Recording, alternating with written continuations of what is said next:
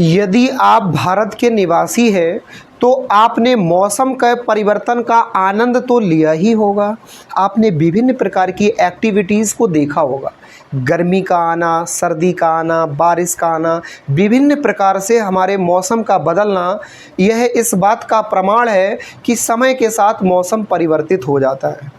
यद्यपि आपसे कोई कहता है गर्मी क्यों पड़ती है, सर्दी क्यों पड़ती है, तो हर व्यक्ति का आंसर लीगल सा होगा कि गर्मी पड़ने का बेसिक कारण है गर्मी के समय में सूर्य पृथ्वी के अधिक समीप आ जाता है, जिसके कारण गर्मी पड़ती है। वहीं सर्दियों में सूर्य पृथ्वी से अधिक दूरी पर चला जाता है, जिसके कारण ठंडा मौसम हो जाता है।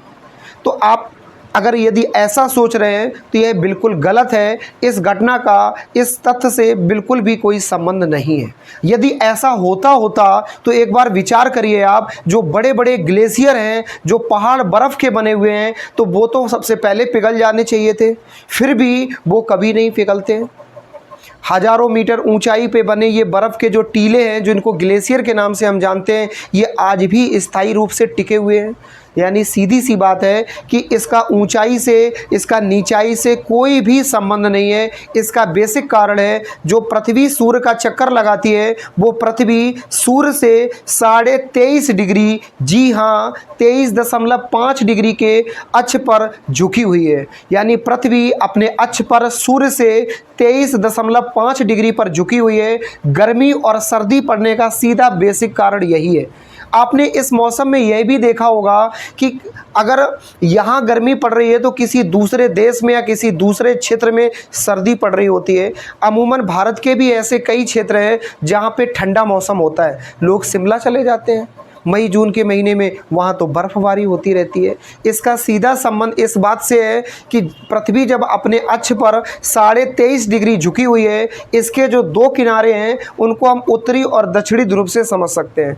जब सूर्य के सम्मुख पृथ्वी का, क्योंकि पृथ्वी जो ग्लोब के आकार की है, आपने देखा होगा स्कूल्स में, कॉलेज में एक ग्लोब रखा हुआ होता है, तो उस समय आपने देखा होगा इसको, पृथ्वी को हम दो लेयर में डिवाइड करें, इसके एक सिरे को हम उत्तरी ध्रुव और दूसरे सिरे को अगर हम दक्षिणी ध्रुव माने, तो सूर्य के सामने जब उत्तरी ध्रुव आता है तो उत्तरी ध्रुव में गर्मी पड़ती है। जब सूर्य के सामने उत्तरी ध्रुव झुका हुआ होता है तो उस समय उत्तरी ध्रुव में गर्मी पड़ती है, वहीं दक्षिणी ध्रुव की ओर सर्दी पड़ती है।